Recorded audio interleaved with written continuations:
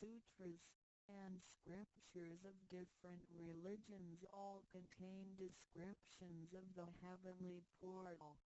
Confucius said, "Who can go out without using the door, so why doesn't anybody follow the way?" Tao, everyone gets out of the house through the door. The physical body is like a burning house. A cultivator needs to take the course